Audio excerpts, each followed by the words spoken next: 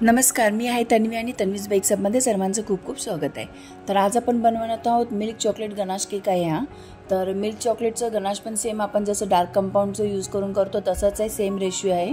आपण fresh cream गरम करून घ्यायची जेवढी आपल्याला गनाश तयार करायचं आहे। जर तुम्ही घेतली 100 ग्रॅम क्रीम तर 100 ग्रॅम चॉकलेट घ्यायचं आहे आणि ते क्रीम पहिली गरम करून घ्यायची आणि त्यामध्ये चॉकलेट टाकायचं आहे आणि मग ते मिक्स करायचं आणि मेल्ट झाल्यानंतर आपलं गनाश तयार होणार आहे। तर मी आता जे तयार झालेलं गनाश आहे ते क्रीममध्ये मिक्स करून घेतलं आणि त्याचा कवरिंगसाठी यूज केलेला आहे आणि फिलिंगमध्ये यूज केलेलं आहे आपलं गनाश। आणि मिल्क कंपाऊंडचा चुरा मी करून घेतलेला होता, किसून घेतलेला तो चुरा यूज केलेला आपण फिलिंगमध्ये। आणि असं माझा क्रम्बल कोट रेडी करून घेतले। क्रम्बल कोट रेडी झाल्यानंतर केक सेट करून घेतला आणि नंतर मी त्याला यूज केलेलं आहे लाईट ग्रीन कलरची क्रीम आउटर कोटिंगसाठी।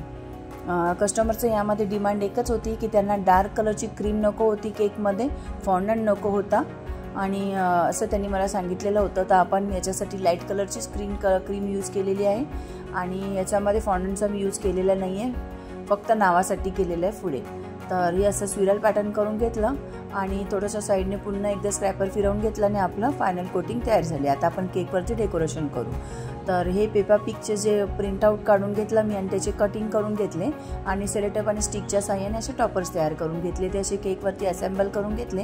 ग्रास नोझलने अशी थोडीशी ग्रास करून घेतली आणि लाईट कलरचं क्रीमने आपण असे लाइनिंग तयार करून घेतल्या आणि त्यावरती मी लावून घेतलेले पेपरचेच फ्लावर्सच आहेत ते लावून घेतले, थोडे बटरफ्लाय लावून घेतले आणि लिप्स तयार केले।